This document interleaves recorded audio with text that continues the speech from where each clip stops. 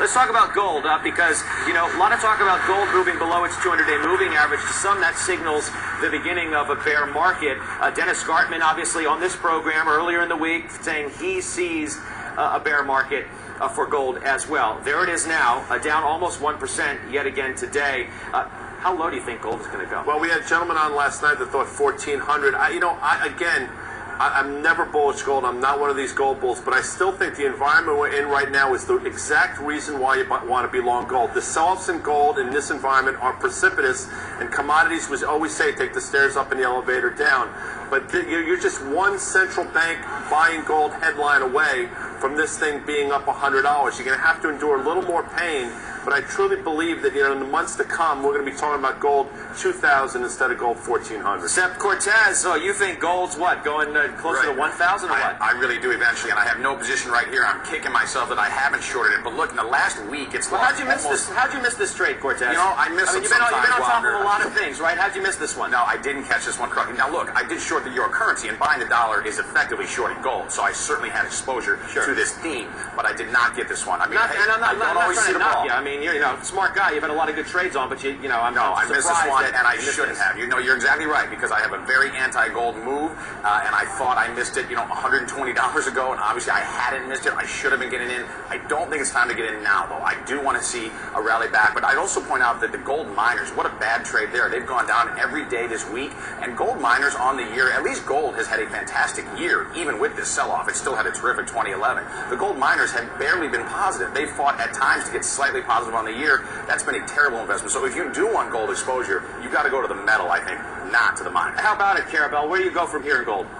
You know, I've been bearish gold, but I've also been paranoid about why people buy gold, meaning I don't want to bet against the irrationality, in my view, that goes into gold buying. And I say that with all respect to Patty. I get that you can have a small amount of gold in your portfolio as a kind of a basic hedge against other things. But kind of like he says, the price action of gold, to me, follows a logic that escapes me. Yeah. Let's talk more about where we think gold and commodities in general are going to head in the new year. Joining us now for a first on CNBC is Francisco Blanch. He is the head of global commodity research at Bank of America Merrill Lynch, and he's just released his strategy for the year ahead. Francisco, it's great to have you on the show today. Thank you for having me. However timely, obviously, given what's happening in gold. Where do you think gold's going from here? Well, look, I think you've already set up the stage for some of my comments. I think the weaker euro will probably drive gold down in the short run. We're looking for a $125 target on euro as we go into the first quarter. That brings gold probably a little bit lower from the current levels.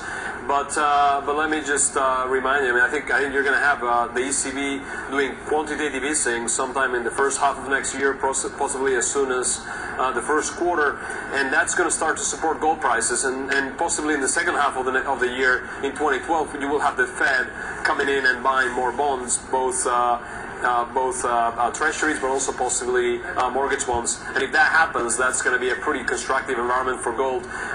So I'd say initially euro-dollar comes down, that drags gold a little bit lower, but you will see quantitative easing first by the ECB, then by the Fed, and that's what gets you to $2,000 an ounce sometime next year. So it's still a good environment for gold. You think that the Fed's going to do quantitative easing, even though the ECB, even though they've said adamantly that they're not going to do that ever?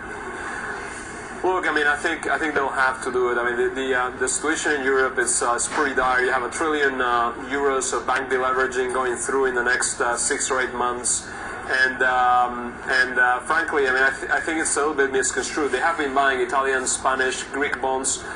They just haven't been buying them aggressively enough. So what I'm saying is they're going to have to go into a large-scale purchase program for peripheral bonds. You have 600 billion euros of Spanish and Italian debt being issued next year. I don't think the market can absorb that. So the ECB will have to step in. Francisco, that's a view for the year, yeah. Francisco, it's Steve Cortez. I have a question for you, though. If you believe in monetary inflation, both in, or at least the monetary authorities producing inflation are trying to, in both the U.S. and Europe in the next year, why would you invest, though, in gold? Why wouldn't you get into a usable commodity like crude oil, or get into property, which actually pays you, whereas gold pays you nothing, right? No rent, no yield. Well, first thing is property. Property is the real problem where we are in this. It was the reason we are in this situation, right? So property markets still have, we think, in the U.S. some downside, and certainly in Europe too, right? So I wouldn't be touching property at this stage. But more importantly, I think on the crude side, I think you're spot on. I mean, I think at some point crude oil is going to become a very good trade as we go into next year. But remember, the economy is decelerating. You have less demand and less demand and less demand going into the first half. And by the way, you have more supply because you got non-OPEC production increasing relative to this year. You have also OPEC is coming back. You see Libyan supplies coming back, so you're going to see more OPEC supplies.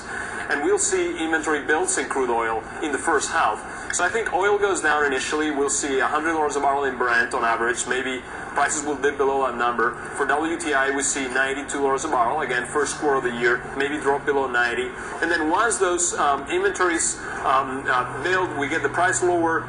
Monetary easing comes into play, and it is precisely that large-scale monetary response that takes you higher from a commodity price perspective. So, I think it's a little bit too early to go long oil at this stage. And again, for gold, I'm just looking for the point where the euro stabilizes, and that's I think the right timing to go into gold. But you're clearly looking for more easing from global central banks, and if that does in fact happen, you see gold potentially going not only to $2,000 but to $2,500 an ounce.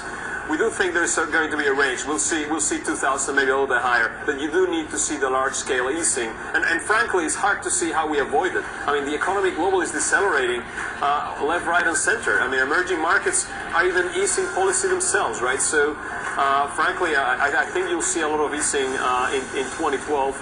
And that's the reason to look into commodities once we've had that initial sell-off for the next sort of 3 months or so. All right, Francisco, thank you.